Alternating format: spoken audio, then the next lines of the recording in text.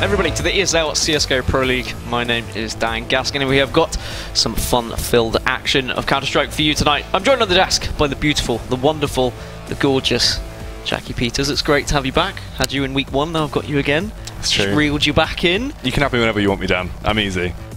Yeah, okay, great. I mean, I don't know how to take that, but we'll see later on. Let's just quickly run over then today's games that we're going to see. Well, on the other stream, on the main stream, and on our secondary stream as well, because there are some good games for us, and there's also some fantastic games on the other side. So we have Fnatic versus Virtus Pro, and of course North versus Astralis. But over here we have Heroic versus HellRaisers, and NIP versus Kinguin. Any matches that really catch your eye there, Jackie? I mean, yeah, obviously, if we're looking at our matchups, it's going to be interesting to see that NIP game later on tonight. That's kind of the big one, really, because NIP, they've been looking so horrific. Their form has just been lackluster, to say the least, really. And then over in the mainstream, the one for me that sticks out is probably the Danish just clash that's going in there with North up against Astralis. This Astralis that just absolutely has unlocked their true potential now. Alright, well, let's have a quick look at the league table as well and see where all these teams are currently sitting. As you can see, Mouse Sports there, 7-1 with an incredible round difference, 49. That is absolutely amazing. And then at the bottom, as you just said, Ninjas in Pajamas, 0-6. Hopefully we can see them kind of find their footing a little bit later. Is this really how you saw the league table panning out when the Pro League started, Jackie? That's the interesting thing, right? Especially off the bat, like what brings it to mind is just the fact you mentioned Mouseport straight away. A 7-1 lead there. I did not expect that coming into it because they were having internal struggles. They hadn't been performing too great. Obviously, with Nico, with the rumours of him departing the team, then joining FaZe, you thought, right, Mousesports now, they're going to take a bigger hit than they've ever received before. But they dominated when Nico was on the team. And now coming into it as well, since his departure, they're still actually faring pretty good. And for me, the revenge storyline that seems to be building up between FaZe and Mousesports later on in the line could be huge. Yeah, definitely. I'm really looking forward to seeing how Mouse kind of develop. Well, we watched them last week and everyone was saying without Nico they were just going to fall to bits, but they just played phenomenally. They were absolutely fantastic and we saw great work coming out of them. So it's great to see that they can still perform without Nico, as everyone was saying they're a little bit of a one-man band, but they aren't. I think they are here to stay. So let's talk closely about Heroic versus HellRaisers then. Just our first game of the day. I think map number 1 is going to be Mirage. Now Heroic being Snappy, Modi, Valda, Nico and Jugi.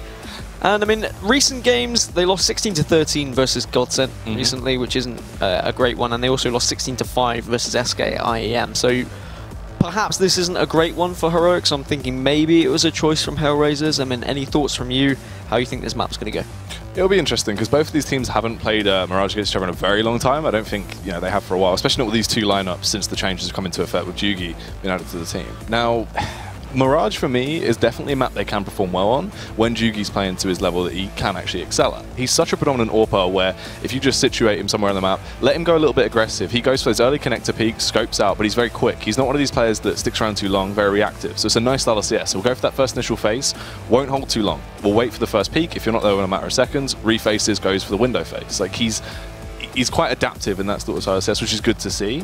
And the thing is as well, Heroic should start performing a lot better now since the addition of Jugi, because he was one of these such talented Danish players that's been floating around like the Danish scene for so long and could never find a home, right? Like he was never brought into a lineup that actually wrapped around him and molded him and could use him to his best of his abilities. Now coming into this lineup here, when you also have Nico in the team, which is the other Danish star that was always all over the place but never really had the limelight shine on him with a good team. Yeah, the other Danish Nico. But you come into it now and you have both of them together that are absolute powerhouses in a lineup where they look like they might actually be able to lock things down. They've got a good organization behind them. This is where I think the era of Jugi is going to start to come in, and we're going to have so many top-tier Danish teams now going into this. Well, Jugi is one of Jackie's favourite players, but you can also vote for your favourite player, I believe, from February. If you just head on down to that link, paysafecard.com/fanvote. Just click one of the players. I think it's a choice out of 5 players to be your favourite. Maybe if you think they had some good plays, some good executes, or some clutch kills, let us know who your favourite is, and that will be a good choice to have, really. I mean, I think I've already voted twice. I probably shouldn't say that. I should probably only do it once, but you know, you've got to get involved on these things.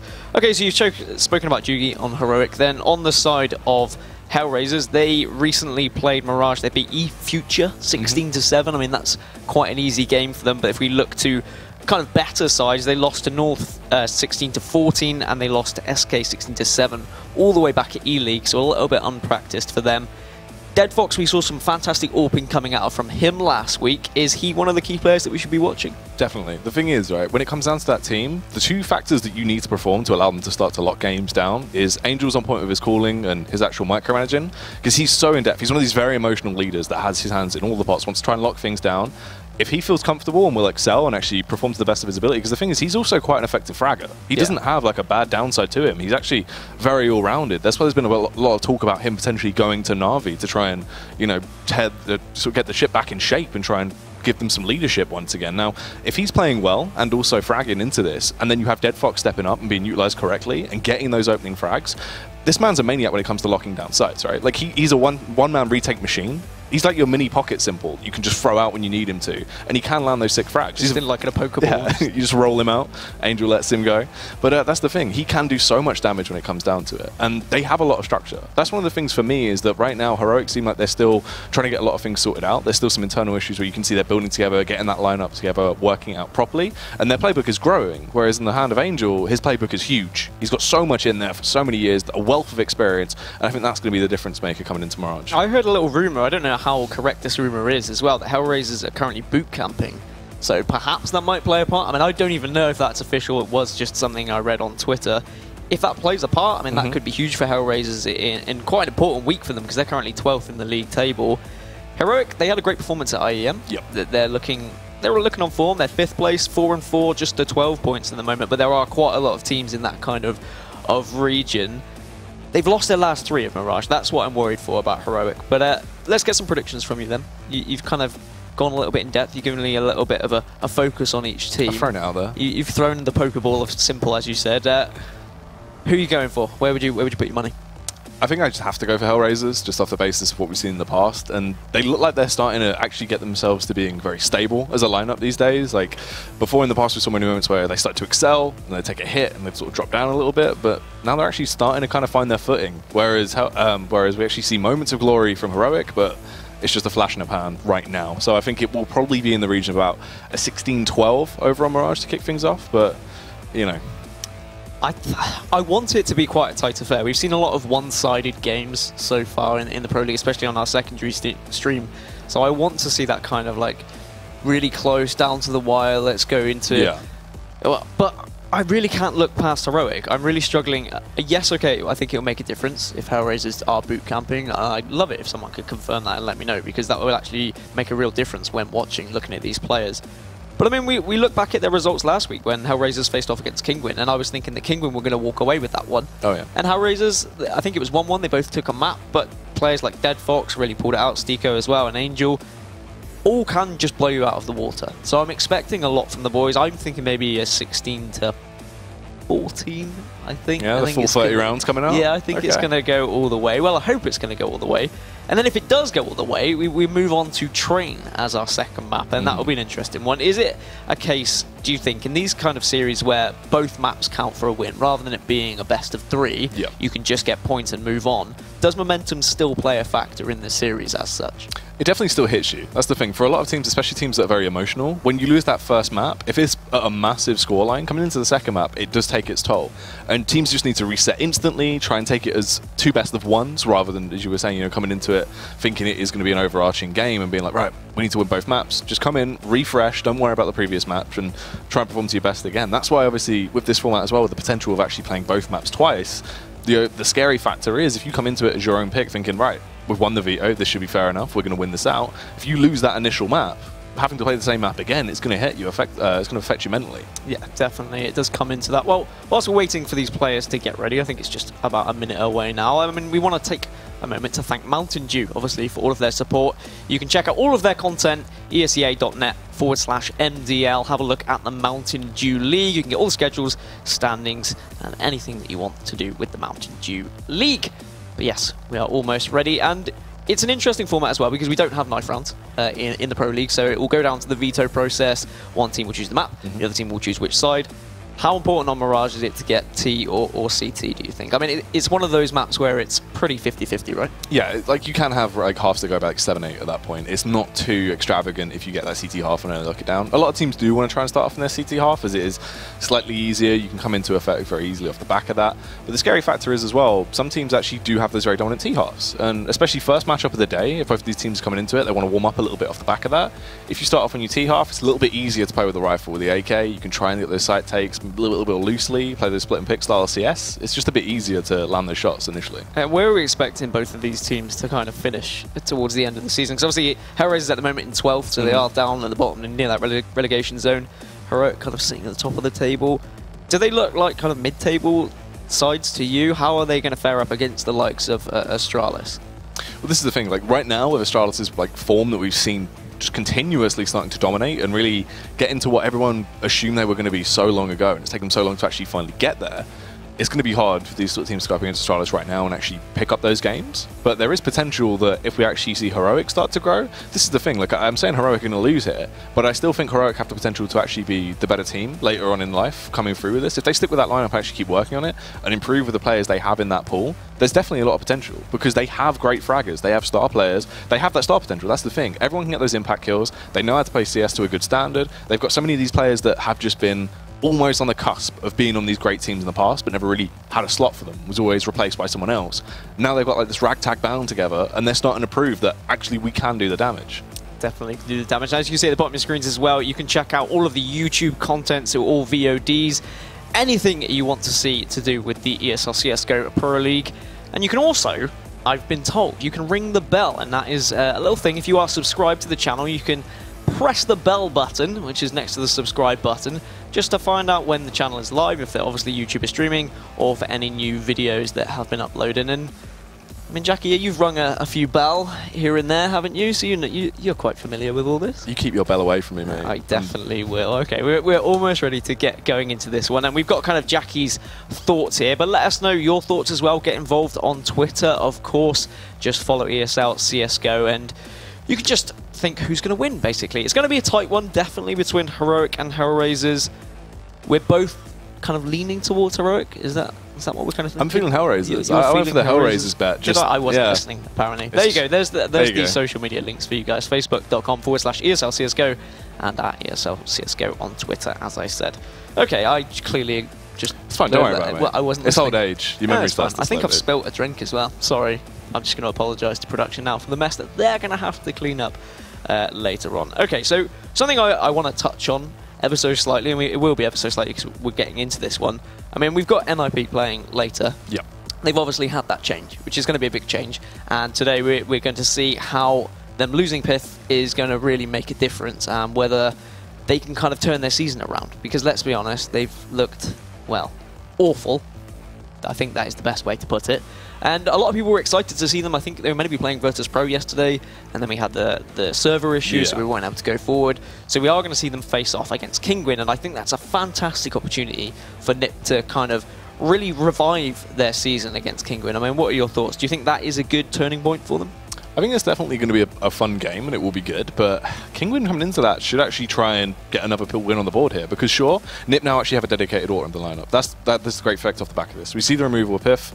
They have a dedicated AWP now, which allows Forrest to kind of step off that secondary AWP a little bit more, focus on his rifling, and this has been so long. We haven't seen really in CSGO a lineup where NIP have focused too heavily on the AWP. They were always the team that didn't utilize the AWP in the early days. They kind of forced the meta to change a little bit with some of that stuff because it wasn't worth it. That's why when that massive AWP nerf came in, really shut down quite a few teams back in the days, like years ago, NIP weren't really affected by it. But now, obviously, the tables have turned. They have to get an AWP in the team to try and give them a lifeline. Something else needs to change because it's been so stale. They've stagnated playing the same style of CS for just so many years at this point that this could be a game changer, sure. Throwing this into the works allows them to have so many more options when it comes to their playbook. They can expand a lot.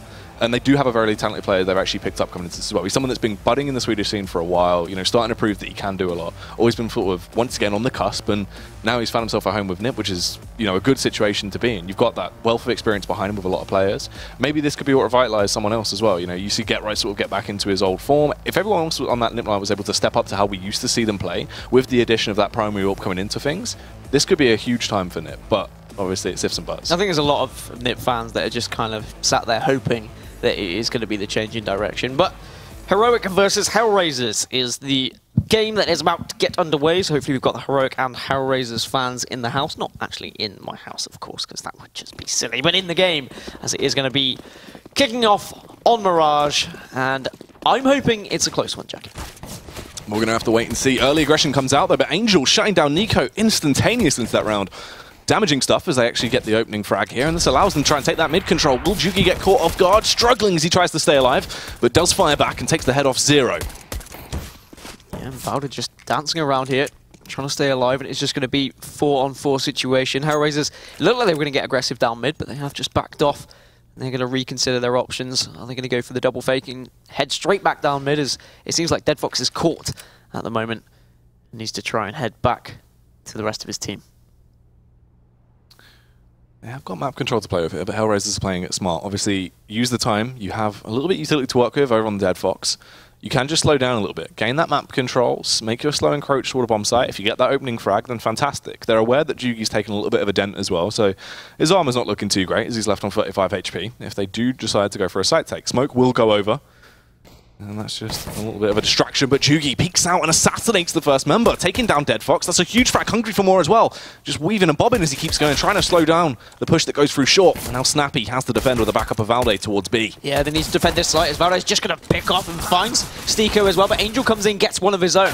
And now it's just Angel doing more damage, and it's just Moody left on his own to try and retake this site. He's definitely got the power to do it, but Bondik finishes it off, and HellRaisers will take the pistol.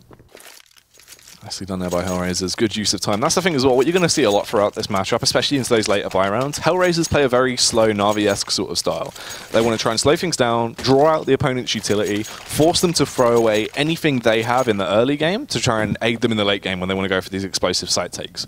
Heroic coming into this as well, looking like they might try and go for a bit of mid-aggression potentially as they send those players round. Just going to be playing it slow, but the peaks come through from HellRaisers anyway. That's an opening frag from Styko onto Jugi. Oh, trying to do something on this eco here. Valde actually getting one frag isn't the worst situation. Yeah, we'll see if we can see any damage coming out from this kind of anti-eco.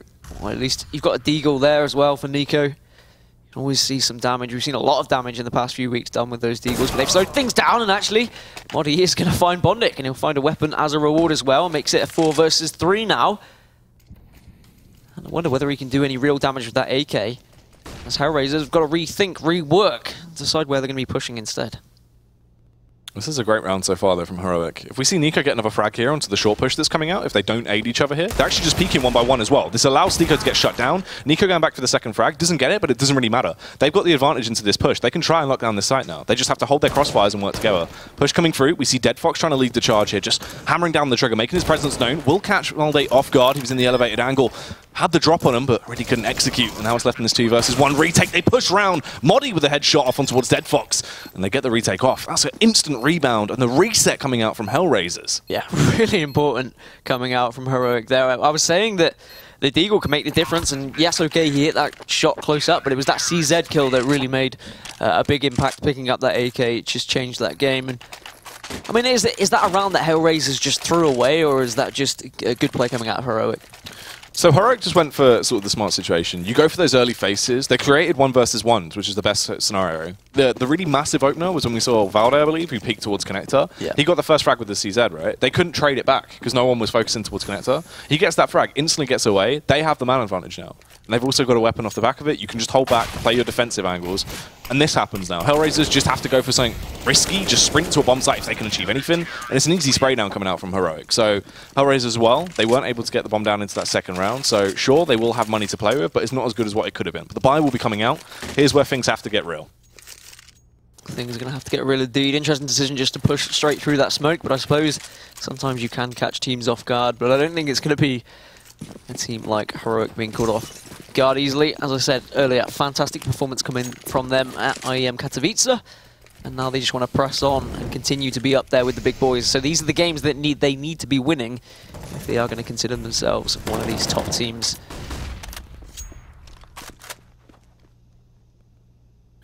That's the thing, they definitely have the potential, but they need to show it to us now.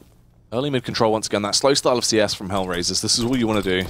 approach, take map control, try and force your way through. The style that Heroic are playing here, they're basically allowing them to get that mid control. You then hold the choke points and take them down when they try and execute onto a site into the late round. You're playing a little bit more loose, but you definitely have control of those choke points. And the crossfires you can hold there are very easy. You can get those spray downs off. They just need to hold their time in. Nice nade going out. Transfers an awful lot of damage, actually. A fair bit of splash damage across 3 players. And the peak comes through, but Jugi unable to connect. Styko taking him down. This is going to get serious now. Huge kill from Styko. Body does respond, but now in comes Bondic from Palace as well. Vauda tries to stay alive, but Deadfox will take him down through the wall. And that's just 2 left now on the side of Heroic to go for a retake if they want it. I wonder whether this is going to be a safe situation, but that might change things. Snappy picking up the kill onto Styko. If he can get an AK as well to work with, this is definitely doable.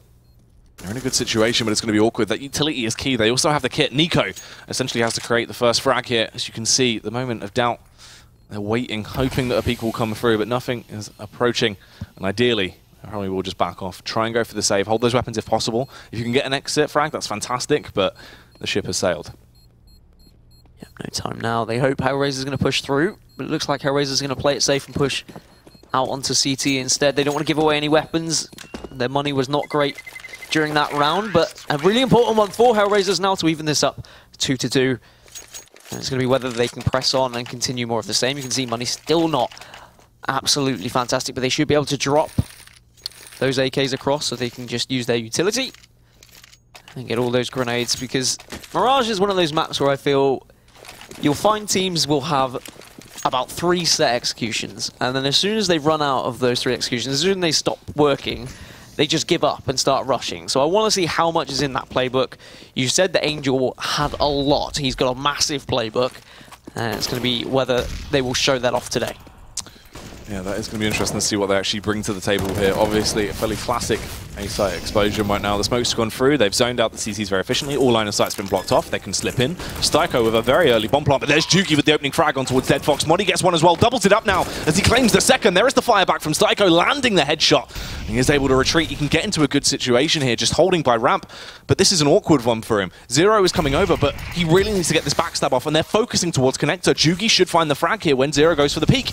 Walks his way through, and there it comes. Zero getting dropped, and Styko left in this awkward situation, forced to retreat. Bomb defuse comes in, and Heroic with a fabulous retake. That was a really confident plan as well, a very brave plan just to pop it down there. Of course, he was protected by the smoke, but unfortunately all his teammates were just whisked away from the site, and he couldn't really do much as he went down to ramp. He was seen going down to ramp. I think that was the important factor. As soon as they had witnessed that, they were able to smoke it off, and it was easy peasy. Maybe Zero could have been a little bit quicker coming through connector, perhaps, or do you think there was just no chance there? Well, the thing is, he was basically just that backstab, right, towards the B-bomb site. Late round wanted to do some damage through connector, but at that point, they had already done way too much aggression towards the A-bomb site. They had killed far too many members, and the numbers were just not there for HellRaisers. So it wouldn't have made too much difference either way. Obviously, he could have potentially found something, but Jugi with the opener into this round claims Styko once again. You can see these aggressive faces coming out for him, trying to take that fight. And that's the difference maker. When Heroic get these first round openers and they actually try and lock the game down a little bit, they can back off. They don't have to rev the engine too much. They can try and fall back and play a little bit more lax. Zero struggling to find a frag here towards B. Wanted to make the situation easier for him. Snappy actually goes back for the sloppy seconds as well and takes him down. This is horrific now for HellRaisers. I'm wondering whether HellRaisers could have really done with that previous round, maybe get an AWP in the hands of Deadfox. As Angel will find one of his own, pick up Vauda, makes it 3 versus 4. But when we saw HellRaisers last week on Train, as soon as they found an AWP, their game plan completely changed, revitalized their poor form that we had seen early on. I wonder whether that's going to be a similar factor here on Mirage. Just the 3 members of the terrorist side left, and they are going to go for the boost up to window.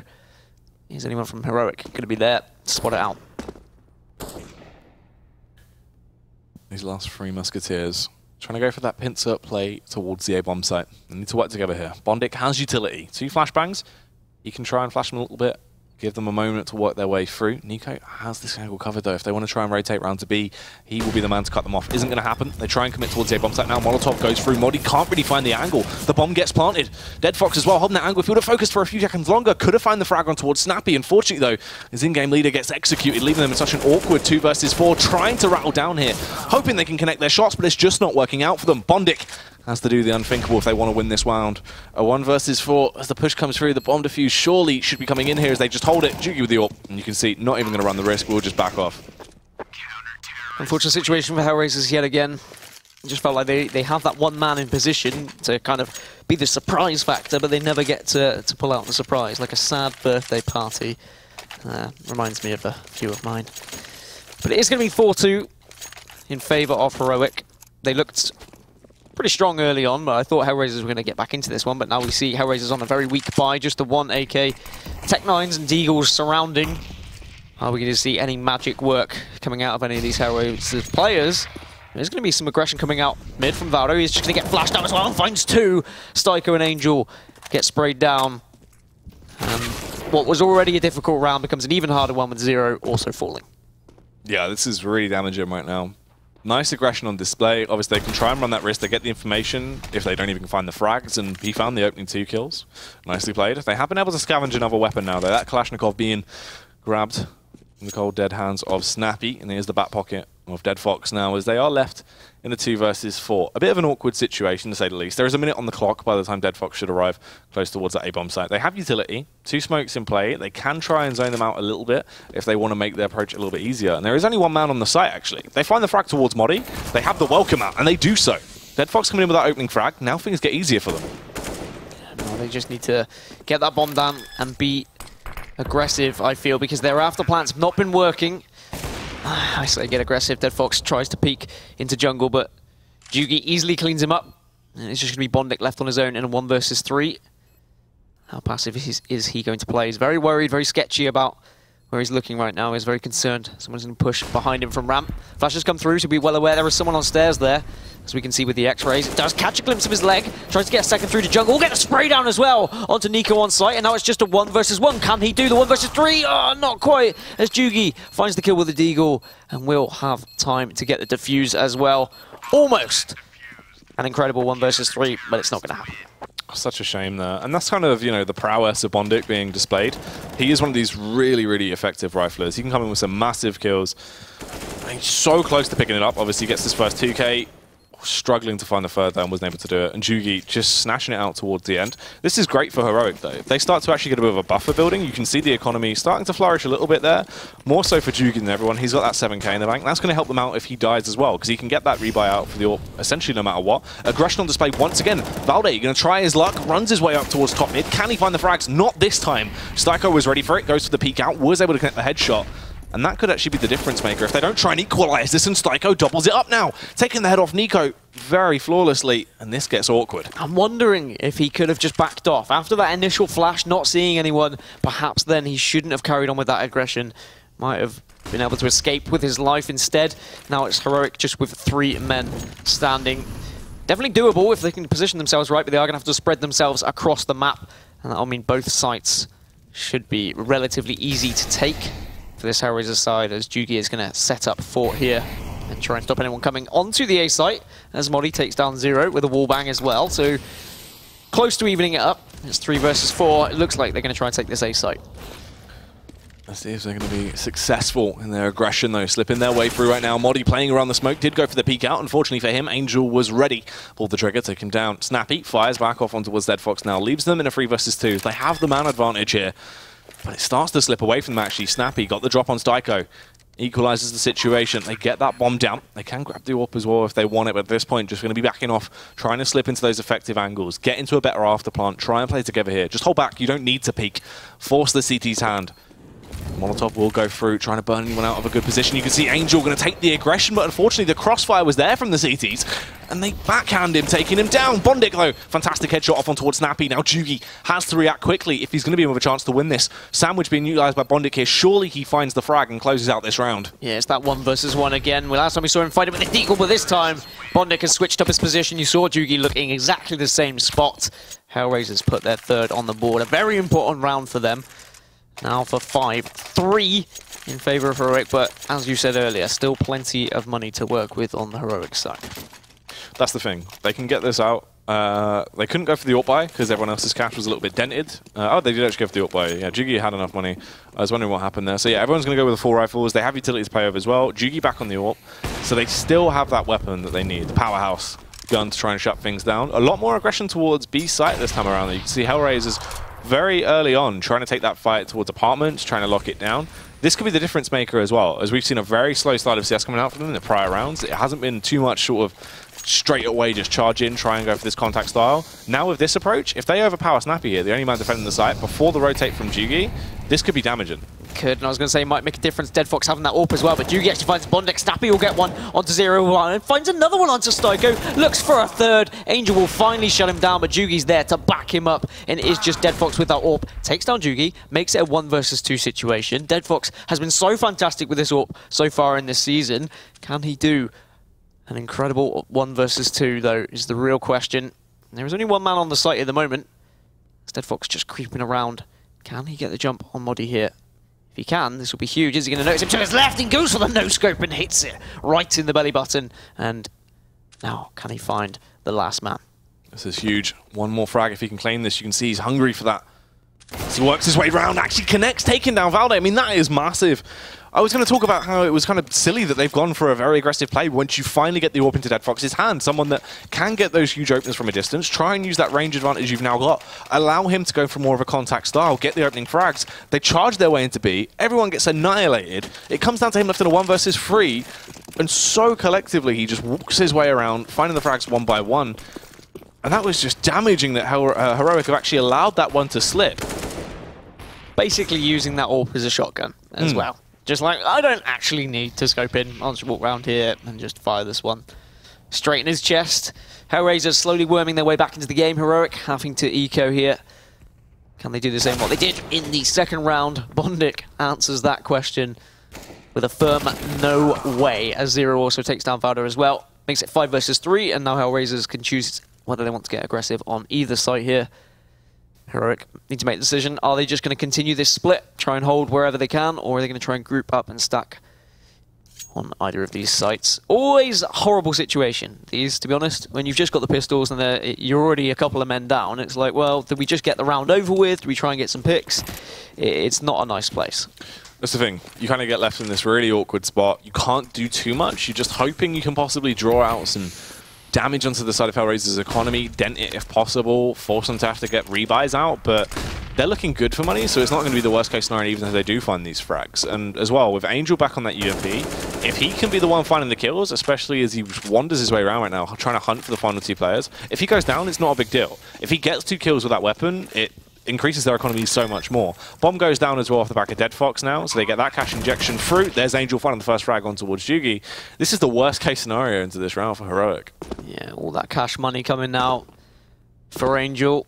And is it going to be a flawless round as well? It'll be a nice 10th round for them. And yes, he will find Snappy. So Angel was just on the hunt there, as you said, just trying to build up that cash balance.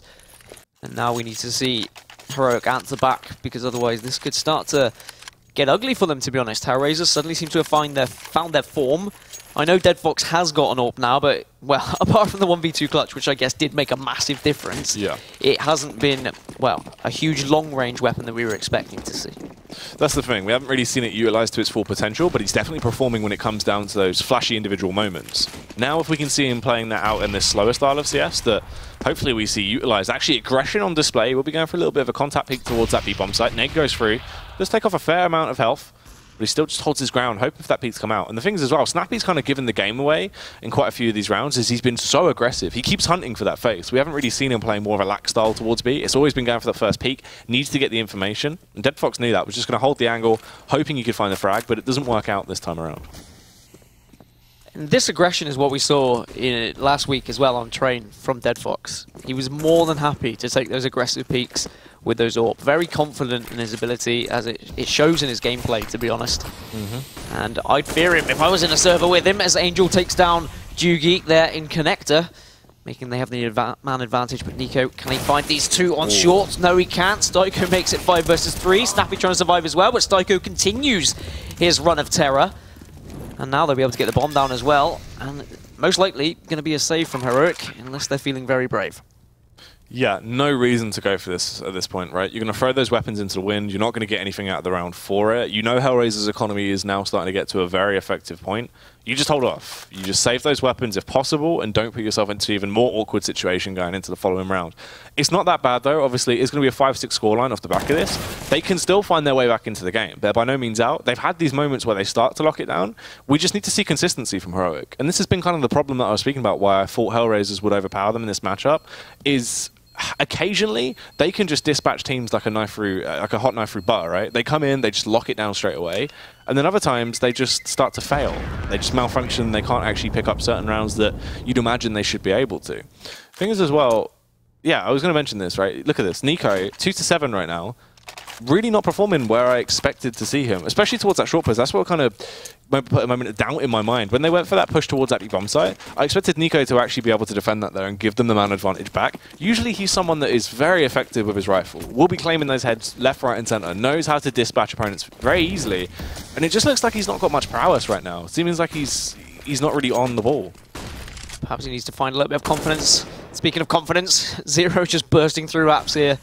He's going to slow down ever so slightly in case Snappy is going to re-peek here. He is just going to be hopping away over by Van, but there is utility from the rest of the HellRaiser squad, and they are just going to burst onto this site, as they may have seen just a couple of pistols as Zero takes down Nico. Bondnik comes in to shut down Valda. Snappy does find one, but it is just going to be in vain, as Bondnik and Dead Fox pick up Snappy and Jugi, leaving just Moddy, who was the only man to survive with them four, and he's going to be trying to survive once again. But that is a long time to be waiting. And I wonder whether HellRaisers will even consider hunting before they plant this. They can do if they want to, because obviously they know they're going to get the cash from the bomb either way. If they find him, they can just chill out, plant the bomb, like basically as soon as they kill him, they're still going to get the cash injection from it. And the more damaging factor is they don't need money for their economy right now. They just want to stop Moddy from having anything to try and help them out until the following round.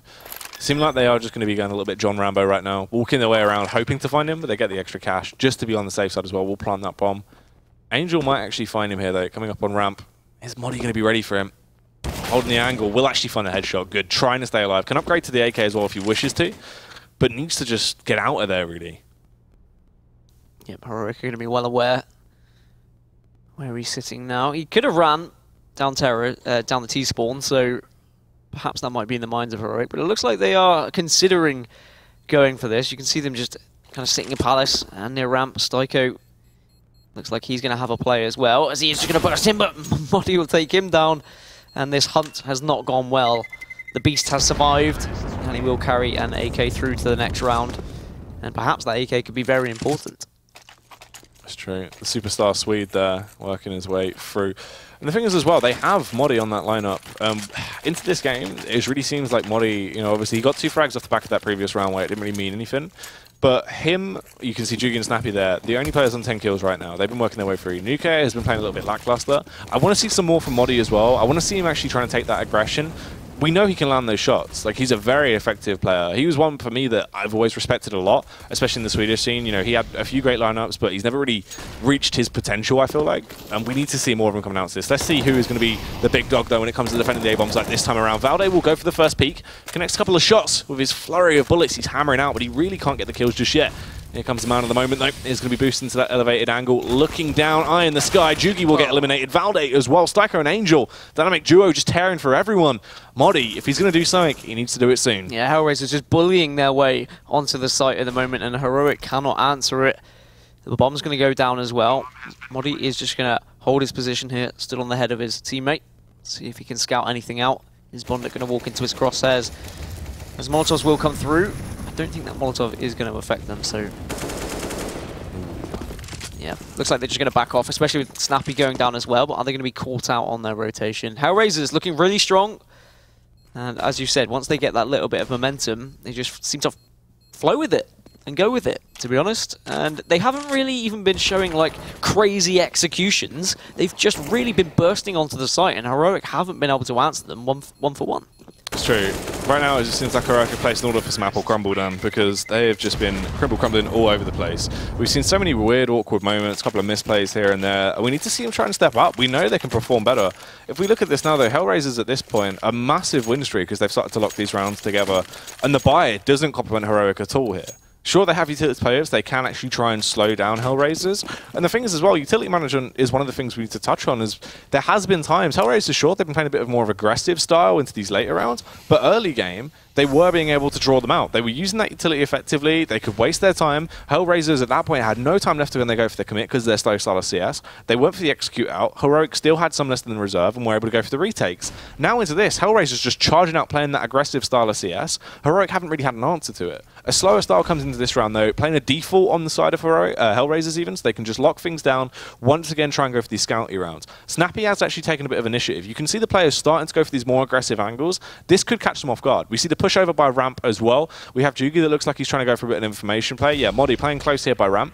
There's a lot on the line from him in this round. Like, they've actually tried to throw something into the machine here. Yeah, they know definitely that they need to try and get an up on HellRaisers here to get back into this game, because slowly it is slipping out of their grasp. Styko is going to head towards B site with a few teammates as well, so it looks like they are going to be hitting B, but Modi, with that aggression on ramp, finds Angel just trying to dawdle onto the site, and Snappy's going to be playing aggressive as well as he finds one, can't find a second. That could have been huge, but now Styko is just going to dart onto this bomb site. Jugi is going to be there waiting though, as it is just 2 terrorists remaining. Deadfox has an AWP of his own. Is he going to be able to challenge him? I wouldn't want to challenge Deadfox, to be honest, but Juki just going to hold an angle and probably will be calling to his teammates. He would have heard the noise as they dropped onto the site, but is Styko going to be able to get through the smoke to the right here? Or will he be able to survive? And yes, okay, so Styko does push through, finds him, but Nico comes in and responds. Deadfox manages to find him with a Rec 9, actually, and finds a second on Devourer, leaving just Modi in this 1 versus 1. We've seen Deadfox win a 1 versus 2 earlier today. Can he do it again in a 1 versus 1? That is huge. 7 seconds to play with, though. The peak should just come out from Modi. Simple frag to try and take them down, but wow, Deadfox, he is looking crisp today. Absolutely cheeky stuff as he finds those frags. Kills he should not have got. And the thing is as well, there was potential for him to actually try and pick up that round there. They got the kill over by Short. He had the drop on him. If he would have got that second frag, left in a 2 versus 2, I believe, at that point, they easily could have closed that game out just off the flashy plays coming out from Deadfox. Now, this is the thing. If you look at it, though, everyone's kind of performing fairly equally. Everyone's having great moments on the side of HellRaisers. Deadfox has had a huge amount of clutch plays towards the end of rounds, but they haven't really been able to carry him through. Whereas Styko and Bondic and co, they've been locking stuff down very nicely, getting those early round impact frags, playing to the best of their ability. They're looking good, but Jugi, he's hungry for the spotlight as he finds that opening frag back on towards Styko. Doesn't want to allow them to go through this with a 9-6 scoreline. Hopefully, if they pick this up, they're going to be in a good spot to at least make it a 7-8. It's manageable at that point if they open themselves up with a pistol. Good Molotov as well. Burns onto 0 a little bit. Only does 6 damage, though, unfortunately, at the best case scenario, but will force him out of position for a short moment of time. And you can see the T's now going to reposition on what seems to be a late round A burst towards that site. Yeah, it was great initiative last round from Heroic, just to play a little bit more aggressive, hold those angles tighter, and actually HellRaisers allowed that by playing a default, not going for the aggressive style of play that we had seen previously, as Heroic picked up their 6th round. Now, Utility is going to come out, forces Valda from his cubby hole. And will they push onto this site? Yes, a couple have now, but Valda manages to take down Angel. Jugi is just scouting to see if he can find anything, but at the moment he doesn't need to because his teammates are doing all the damage. Elsewhere, Deadfox takes down Valda, but then Jugi will take down Deadfox as Bondic just gets a nice headshot to Jugi there, and Nico finishes off the round. Good CT hold, and Heroic have managed to find their way back into it, but that is going to be half time, so we're going to go for a short break.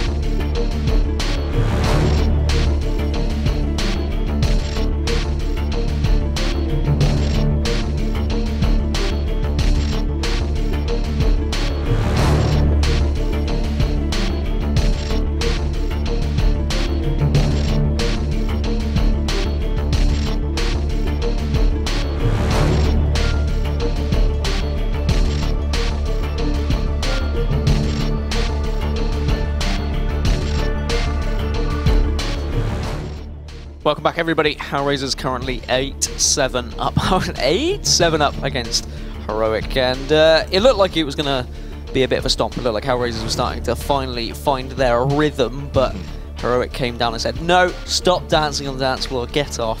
and they've wormed their way back in. Good kind of response from them, to be honest. Yeah, it's true, right? It seemed like HellRaisers at that point started to find the momentum early game, locked it down, instant bounce back. But that was the thing, that was the only time we really saw that bounce back from Heroic. It took so long to where the scoreline had already got into an awkward situation for them to actually only get a couple more rounds on the board, whereas they could have actually taken the lead into that half and won out the half. So unfortunate for them, but obviously HellRaisers already that 1 round lead.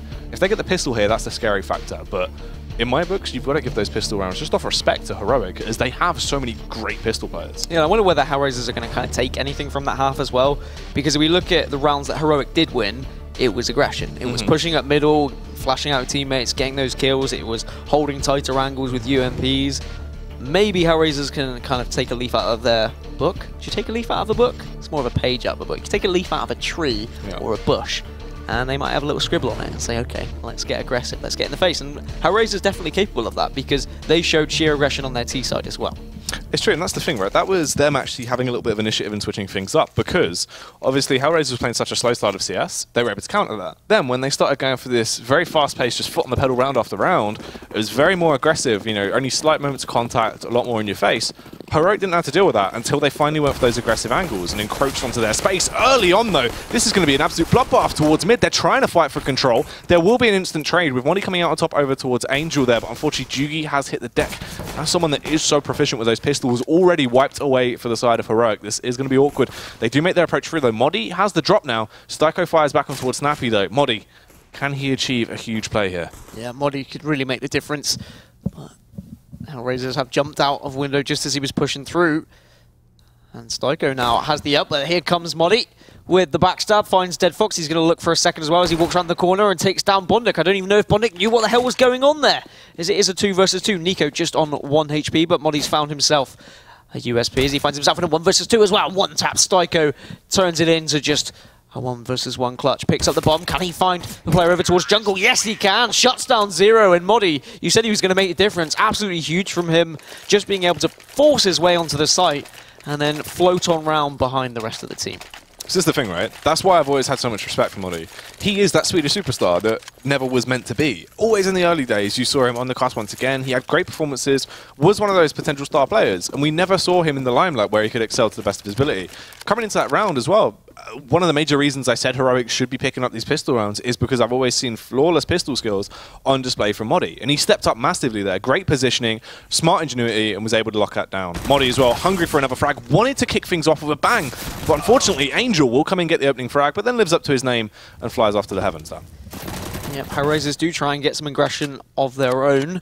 It's going to be a 4 versus 4 as Nico's taking a fight here in Apps as well, but he's backing off, perhaps waiting for a little bit of information from his teammates before he gets too aggressive. Heroic obviously know there are just a couple of pistols they are going to be facing. I don't know if they know that Dead Fox has a scout. That's going to be very interesting to see if he can be hitting any shots. It should be deadly in his hands, especially if they can take a few members of Heroic down to maybe half HP or even just tag them, think them once. Dead Fox will have a massive opportunity, but you can see here just scouting the A site. Can't find any connection with the shot so far, and he gets shut down by Valder as well. And now they'll be able to move on forward to this A site. Should be able to get the bomb down, but Styko has a great chance to stop this plan, but Valder will not allow it. Yeah, not going to be going his way. The cards were definitely not stacked in his favour. Now forced back, Bondik going to have to reposition. Zero already miles out of there. He has sprinted away when he had the chance. They're just going to save now, try and hold on to those weapons if possible. Both of them invested into armor. They have upgraded pistols as well, so it's not really worth getting taken down. Obviously, they're just going to feed more cash into Heroic as well, if they even try and fight it, as those UMPs will just chew their way through them very, very easily. And that's the thing as well, what you were speaking about going into that with Dead Fox, you go for that scout buyer because you were saying you get those tags out very easily. You can get people so low, and it works both ways. If we see those pistols, the upgraded pistols, coming in, you get that initial tag off, everyone's essentially a one-hit kill with a scout from that point onwards. Then it's the same effect. If we see him connecting with a scout, aggressive angle utilized by like a CZ, it's only going to take a couple of bullets to find an easy kill. What do you see? Zero just finding a UMP at the end. As trades came through, Heroic got a little bit aggressive, went for the hunt. It is going to be 9-8 now for Heroic, and they're going to press on as it is going to be an eco from HellRaisers. We will see a CZ, and of course the UMP that you found at the end of the round. So perhaps some aggression from HellRaisers. Might need to see something different, and you can see 4 players hurtling towards that B site. I think they're going to utilize the boost as well. Yeah, get someone up there just so he can try and have the drop. And I think it's Bondic. No, it's Dead Fox actually being put up there. I thought they would have gone for the CZ in that close angle. Yeah. Obviously, Dead Fox, he can just sort of spam down, do some damage to above. Unfortunately, it isn't going to be the way. It is going to be an all-out air aggression. Snappy leading the charge, utilizing the Biggie Smalls there, the drive-by as he finds his kill off on towards Angel with a Mat 10. They've got secure control of the site now. They've locked it down. Always such a shame. It always seems to happen. As soon as you stack a site, they will push the other way, and now HellRaisers have to rotate round and try and retake a site with just pistols and one UMP. Or do they? I mean, Zero might be saying, actually, I can't be bothered going for this one. I would like to save. But the guys with pistols, they have nothing to lose. Charge on in there, try and find something. Spondic's tagged down to 18 HP, and they're just being forced back. Heroic holding these angles very aggressively. They know they've got very little to contest them. You're not always really, well, you're very rarely worried about pistols. Is Dead Fox going to come in for the late charge? Can he get the surprise factor? No, he can't. Nico spots him out. And with Styker going down as well, Heroic can safely exit this site, as it looks like they've scouted all angles and made sure no kind of ninja is coming through. But I think the most important thing to touch on is that Zero has survived with the armor and the UMP. Yeah, at least they've got that, right? Silver lining, you go through, you have something to try and aid you into the following round, so he'll have a little bit of cash, obviously. That 4K is going to dwindle away a little bit as he has to go for the utility buy. Left around 2.6K, that's great. At least he has something in the backup funds for a rainy day. Meanwhile, over on Heroic, they're going to be sticking to those weapons. Pace, that was a little bit of a scout round. You have 3 SMGs in play. The only awkward one is the Mat 10 on Snappy, but, I mean, with this guy, sometimes you see some crazy stuff coming out when it comes down to those awkward buys, so I wouldn't put it past him to actually somehow do some damage with the weapon. Thing is, those UMPs, very easily usable in 4-buy rounds, as they have so much armor pen, great rate of fire, they're usable. But all-out aggression towards the bomb site, can they find the entries? Modi leads the charge. Opener, there we go, Snappy as well. Kill with the Mat 10, as per usual, I assume, as he does take down Zero. That's a huge cash injection going his way. Can upgrade now as well. Going to be grabbing that UMP. Once again, HellRaisers forced to save. And I'm wondering whether that was a deliberate push onto the B site because they were well aware of where Zero was holding with that UMP and they wanted to kind of target that area. Really smart idea if that is the case, but perhaps they just wanted to get aggressive and push that B site. Anyway, I really feel like HellRaisers need an AWP. You need something from Dead Fox. You need to put it in his hands and allow him to make the difference. Go for those aggressive peaks in middle. And maybe that's a way for them to claw back in the game, because at the moment, Heroic are starting to move away. Of course, they got the pistol round, which is always going to favour them in these early rounds of their T side. But 3 rifles saved, so not the end of the world for HellRaisers. Yeah, definitely not. I mean, it's not the best case scenario, but it's not too bad, obviously, because Zero had money to play with off the back of the previous save that he went for. He has that 5K. They can buy up around this and make this work. The AWP is also going to be donned now. That'll be coming out. Switched over to Dead Fox. They all get a full buyout. The only thing they're lacking on is a tiny bit of utility, really. This is an effective buy, so good stuff. As well with Heroic, still going to be just going for a bit of a scout play. Those 2 UMPs, no reason to trade them out at this point. Why damage our economy when we're winning these rounds? We're finding easy kills off the back of them. Just hold on to them and also increase our economy with every frag we find. That's the mentality behind that, as they just don't need to right now. They are single-handedly overpowering HellRaisers in every scenario they go for. Aggressive site takes, slow takes as well. Sure, economy hasn't been the best case scenario for a lot of these rounds for HellRaisers, so it doesn't tell the true story, but Heroic are looking very dominant. They are indeed. I said that perhaps the AWP for Dead Fox might make the difference, and this is the man you're witnessing on your screen. He does have an AWP thanks to the drop from Zero. Can he really make a change now? Can he put HellRaisers back into contention for this game? Because if this round goes to pot, then I'm a little bit concerned and I'm a little bit worried for HellRaisers here. As Heroic, they're just biding their time. And it looks like they're going to go for a slow, at the moment, just a default. And then we'll perhaps see an execute out. As you said, they've kind of just burst their way onto the site and they've got onto sites easily, but I guess they've not been facing off against an AWP. But here comes a lot of utility coming to A. It looks like it's going to be a little bit of a fake jacket. Yeah, that is a huge over-rotate there from HellRaisers as well. The flashbangs go over. They used 3 flashes at that point. A spell as well with Valde getting that frag off on towards Psycho. It makes it so awkward. Zero now has contact towards B, though. He has to get 2 frags here to even keep them into a good situation. Jugi takes him down. Execution comes through as he absolutely lobotomizes him. Leaves him in a 3 versus 4. Sure, they find 1 frag, right? Valde hits the deck. You've got a little bit to work with. Dead Fox has to do so much, though. AWP in hand will eliminate Modi there as he connects that, actually. This isn't too bad. Left in a 3 versus 3. They can make their rotate over. They have utility. They have the kit. But Dead Fox still needs to do so much more to allow them entry. There is 2 UMPs as well on the side of Heroic. Dead Fox really needing help from his teammates here.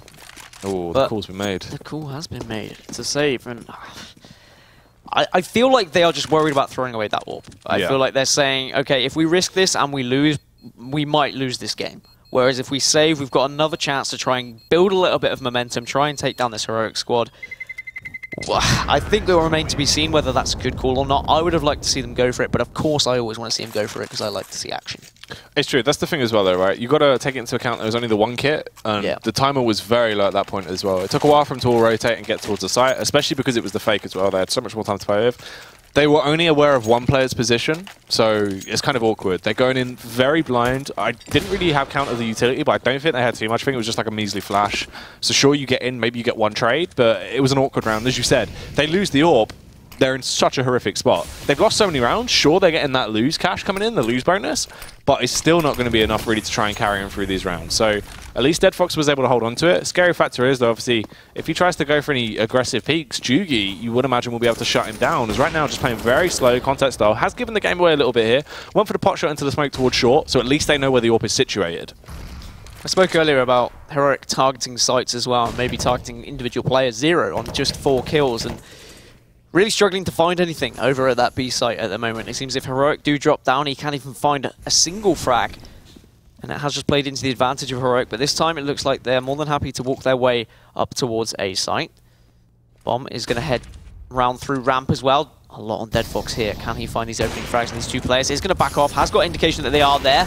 Tries to get aggressive, but Vauda takes him down as well as Bondic. So Styko will get one of his own, but Snappy shuts him down immediately. And now it's a 4 versus 2. Angel can't find anything at all. And it's just Zero, the man who is alone on that B site, the man who has only got 4 kills. He's not going to be able to retake a 1 versus 4, so he is just going to have to save. And Heroic continue their domination. And perhaps this is slowly the nail being kind of pushed into the coffin. It's not being hammered into the coffin, it's being slowly edged into it at the moment. That's so awkward though, right? Because obviously that's the thing. There was a lot of potential coming into that. They had the better setup when it came to just exploding their way onto the site. They had the drop on them as it has been very slow. That was quite aggressive. A lot of utilities. They've zoned out the CTs. Weren't too many effective angles they could really play from. But if Deadfox found those 2 kills over towards Connector, that would have been the difference maker. Unfortunately for him, the whiffs coming through. It's just so awkward. Now Zero just trying to stay alive as well. Let's see what he'll be able to achieve. Will claim that 1 frag, stays alive as well. So luckily he has that weapon to go through with, and obviously because of the mass lose conus, they can try and get guns out again. Yeah, HellRaisers calling, they are causing the pause, I guess. Calling their tactical pause, and I think they need it because they're looking a little bit lackluster at the moment. Not finding anything on their CT side. What has got to change is the real question. Is there anything they can do? Because they've tried everything now. They've tried putting that AWP, but Deadfox has just been completely shut out of the game. Well, that's the thing though, but like Deadfox has been playing this slower style of CS. He's just been holding his angles once again. We saw the first face towards window for like a couple of seconds into the round, and then he took it towards ramp and played very laxed. It wasn't too aggressive. HellRaisers are still playing very slow, but the thing is, they're playing that slow style of CS where you give map control away for free. You allow them to get that map control towards mid, then shut them off from the choke points. But that only really works if you can shut them off in the choke points. And they're not being able to hit those shots. That's the thing. Everyone's actually started to, I don't know, they've kind of taken a little bit of a hit, it seems, individually. They're not really actually connecting their shots, which is weird because first half, we saw some great performance from players like Bondic and stuff like that. Everyone was stepping up. Even Zero was actually connecting a few heads, and now he just kind of seems a little bit lost towards me. He does, and I mean, I touched on it, and I always say, oh, are they targeting sites? Are they targeting players? I know it's a very difficult thing to do in CS, but it does happen. I mean, if you are well aware that a particular player is performing badly on a site, then sure, why the hell not target him? Well, that's the thing as well. Even like fundamentally with Mirage, even like in a lot of lower tier CS, the way you win Mirage against teams you feel like you're better at, take B control. If you can get into B, you win the round, essentially. It's so easy for you to lock it down, so many angles you can play from. If they know they can hammer in, it's basically just Zero there trying to defend it with the backup of maybe Jugi on the late rotate, with Deadfox on the late rotate.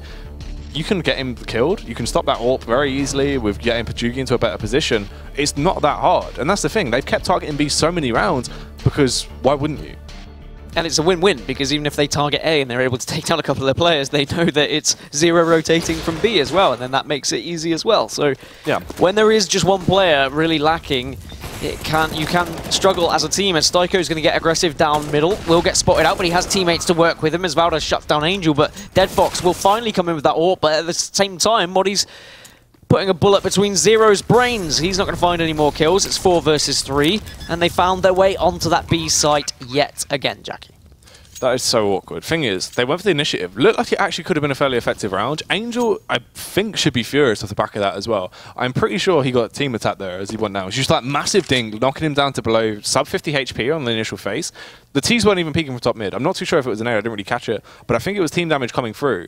He's now left in an awkward spot off the back of that, because that's the thing as well. You tried to go for the flashy play, tried to shut them down with a little bit of initiative. So awkward in the situation he's left in at that point. Then gets wiped off the board straight away. We saw Zero also fall in. You've only got 3 players left off the back of using, basically, stacking your eggs in one basket and throwing them into the win straight away. Heroic get another round on B once again because they find that easy entry. And they can't really go for the retake. So it's just awkward there, obviously, for HellRaisers. Off the back of the pause as well. They needed to try and lock that one down, really. Sure, they still have cash. The thing is, they're basically going to have cash till the end of the half at this point, as that lose bonus is outrageous. You know, have they won around this half? No.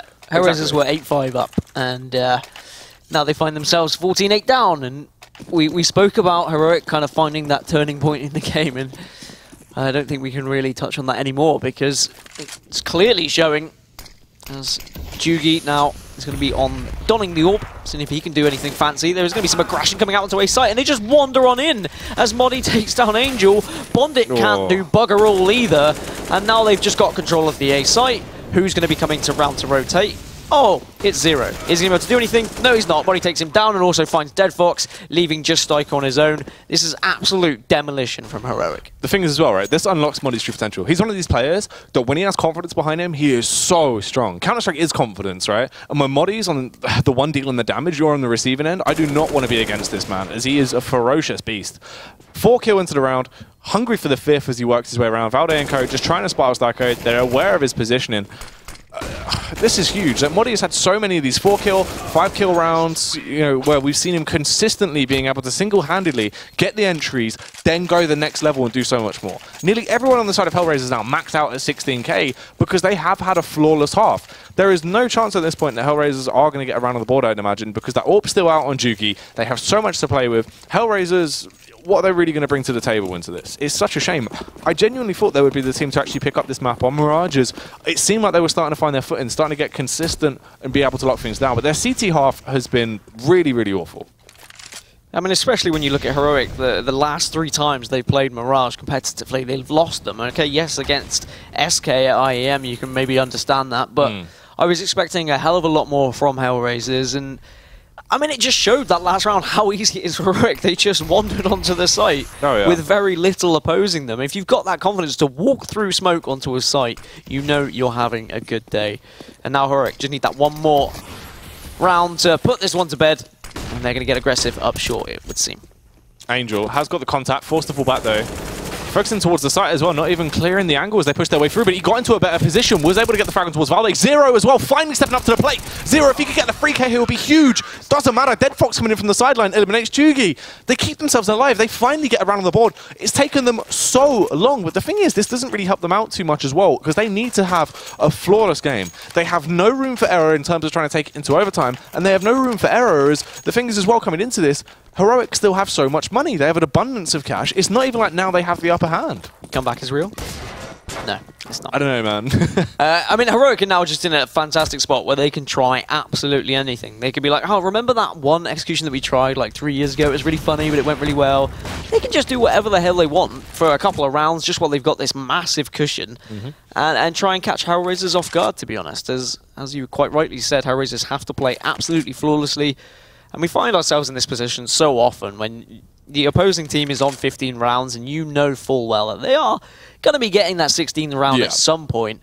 And that is hard as a player, to be in this situation when you're 15-9 down thinking, look guys, is it even possible? Is it even worth our effort? Like, we're just going to get tired. If we even take this to maybe, I don't know, 16-14 as I predicted previously, is that just a waste of our energy?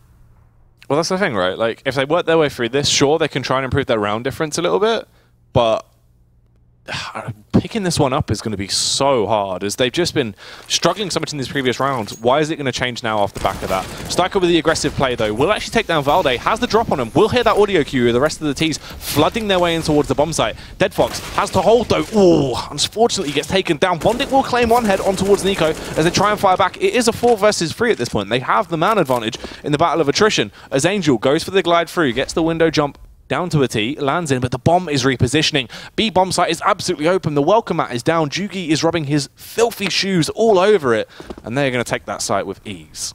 Take those shoes off, Jugi, and get the bomb down. As HellRaisers now trying to rotate round. They're well aware that they have left that side open as Jugi hits an incredible shot onto Angel, but Zero responds with one of his own. It's 2 versus 3 now. This Molotov will come out. Molly's actually on the A side, needs to be moving very quickly over to the B site here, as it is just Snappy in a 1 versus 3. Can he keep this game alive now? Or are HellRaisers going to keep it going? He manages to find one, not going to happen, as HellRaisers will find a 10th. So, we said comeback is real. I mean, they've laid the foundations. Can they build from it? I think they've also gone for another pause here as well from HellRaisers, so they think this is doable. If they're having a little chat about this, they're saying, okay, it's just 5 more rounds. We've picked up 2 on the bounce.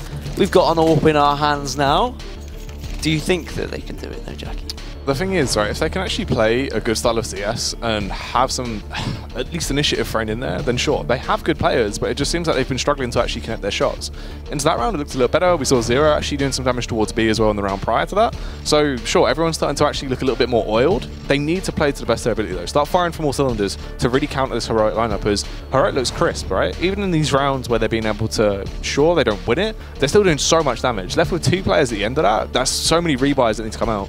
It's awkward, right? Like, you can't be winning these rounds that close. You need to be winning them very, very quickly, very dominantly, heavy-handedly. You can't allow yourselves to get into that awkward situation where you're almost losing, because the economy is still better on Heroic. They still have the number advantage. They can still get those buys out, whereas your economy is still building. It's still very young. You need to try and nurture it, and they're struggling at that point. Yeah, and it's one of those situations now where it's do or die every single round, and perhaps that's what we needed to see from HellRaisers. We saw Stoico really taking the initiative and going for the aggressive peek into Palace as soon as he saw a flash come through. Stuff like that is what they need to do if they're going to get back into this game, to be honest. And when you are 15 whatever down, it's when you do go for those maybe slightly risque plays, because you know if you don't do it, you're just going to be walking into a trap. You're going to be allowing the opposition to get the win. But it is going to be 15-10. We are going to be resuming this one. Can Heroic put it to bed, or are HellRaisers going to be doing the unthinkable and taking this one to OT?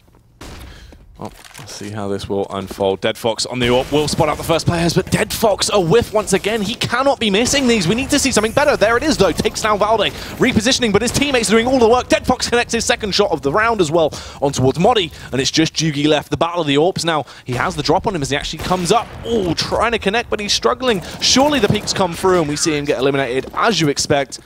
Sniffing about it, thinking if they want to go for that double AWP setup, but they do decide to just stick with the single AWP for now. They get another round on the board. HellRaisers actually starting to get some steam. They're starting to flood their way through. The rock is rolling down the hill, but can Heroic slow it down? I mean, still a ton of money for Heroic, though. Like, that's something that HellRaisers will be well aware as well, that they can't let up. They need to just hold on now. They need to hold the fort and play flawlessly. As Heroic, I said earlier, they have that cushion. They could try something a little bit different. But when you're in these situations as the T, or even CT when you're 15 whatever up, you can start to sweat a little bit. And you do have that in the back of your mind, the thought process of, well, what if they do come back? I mean, would that be embarrassing for us? How are we going to let this happen? What's going wrong? Why haven't we finished this game yet? So Heroic really need to like band together now and go for a push, something they're comfortable with, and just try and put this game to bed.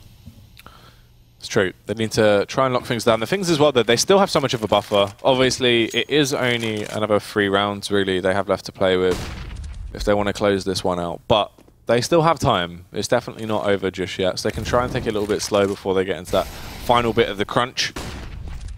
Aggression comes through, though. Going for these early plays, hoping to find a pick initially, but HellRaisers are playing very, very relaxed. You can see them playing quite close to home. Don't want to overextend. Not going to really give away too much. Zero will take a bit of initiative, though.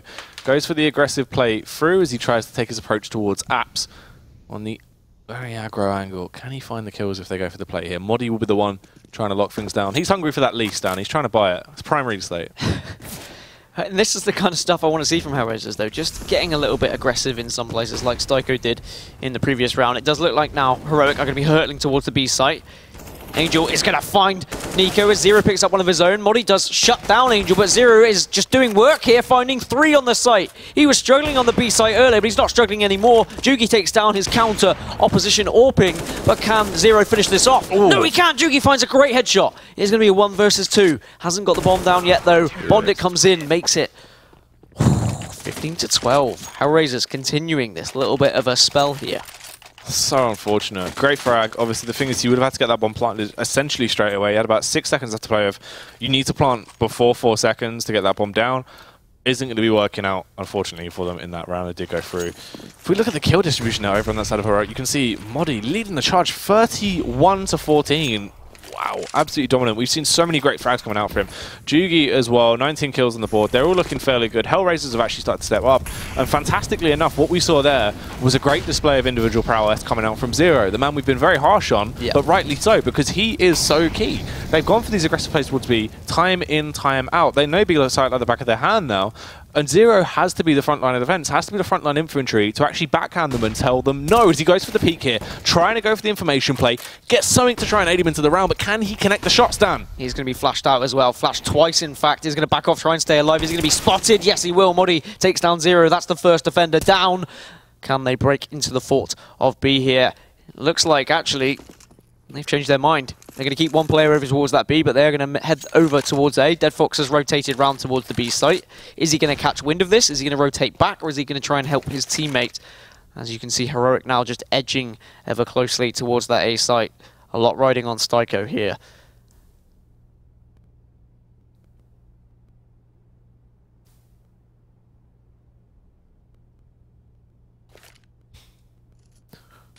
Set themselves up. First frag will come through off the back of Nico. Finally starting to do some work once again as he connects the shot on towards Nico. Aggression now as well. They're going to explode out to the site. Try it and catch them while their pants are down. Tag on towards Angel, leaving him on 74 HP. Bondic is in the backline trying to fight his way through. Peek comes out. A bullet whizzes past his head, but he doesn't get taken down just yet. But his teammates, on the other hand, are starting to drop. Modi will eliminate Angel, the weakened man of HellRaisers. Last 2 players trapped over by CT. They know they need to slow them down now, as if they do not defend this site, the game will be over, and Heroic will claim this first matchup here over on Mirage. Dead Fox coming through, though, hoping to at least do something. Bondic with the opening frag. He went for the flick. He was close to connect, but unfortunately couldn't quite do so. And Nico, a round that he needed to step up in, finally gets a free K, and they close it out. Yep, it is going to be a 16 to 12 victory for Heroic in the end. It looked like HellRaisers were going to start to claw their way back into the game. They had a nice little spell, but there was just so much of a cushion for Heroic to work with that it was inevitable, really, and I spoke about it. Is that going to be a lot of energy wasted for HellRaisers, or perhaps is that going to be a little bit of a confidence booster for HellRaisers? Because yes, they were getting absolutely bamboozled, and now they've kind of found a little bit of individual skill. They've suddenly hitting their shots, and we move into train. Maybe they have a little bit of confidence that they can carry through.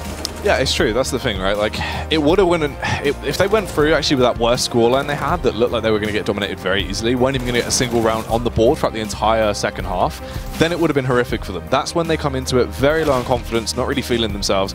Whereas it was slightly different. They actually started to get a couple of rounds toward the end there. They leave it on a 16-12 scoreline, which isn't the best case scenario. This is sort of what I expected to see on the flip side if HellRaisers played well, but HellRaisers just, they looked so broken on their second half, and their CT half just looked like it had nothing. They just didn't have anything they could throw to the table. When they got shut down, they weren't bending and trying to reposition or at least adjust to the playstyle that Heroic brought to the table. They just snapped instantly. But the thing is, I mean, we were a little bit, well, I was quite harsh on Zero, and I was saying he was underperforming, but I think quite rightly he was underperforming on that B site. Then he started to kind of worm his way back into the game, but it's so difficult when you've got Modi dropping 30 bombs. I mean, what could HellRaisers have done differently? Is it just a case that they needed to shut him down a little bit earlier? It's hard. It was good. The thing is as well with Modi, right, is he has some good players behind him in terms of supporting him and actually setting him up into those scenarios. He couldn't do that for himself. He needs to be put into those situations. And his teammates perform very well as well because they're flashing him in. They're allowing him to get into that back line where he can just dispatch everyone, remove that sustain, and slow down the other, like the T side. And he did that very easily because that's the thing. He slipped through connector so many rounds off the back of flashes and distractions from his teammate, allowing him to get in, wipes his way through the back line. How can you answer that at that point? You know, it's so awkward when you get caught your pants down from behind. And hate it when I get caught down. I know, it happens all the time. Do you remember that time you did it to me? It was horrific. ring the bell and all. If you support either of these teams that you are witnessing on stream today, you can grab one of their jerseys as well from the store, shop.eslgaming.com, and you can support your favourite team. Some nice swag that you can find over there. I might actually pay a visit to it later. I'm not going to tell you who I support though, because that would be against the rules. Am I allowed to support anyone? I think you can have a favourite team, mate. Good. I'm not going to tell you either. That is going to be all we've got for the first map. We will be back shortly for the second map, which is going to be Train, so don't go anywhere. We'll be back in just a few minutes. ESL Pro League is brought to you in part by Logitech G, Pay Safeguard, Mountain Dew League, and ESEA.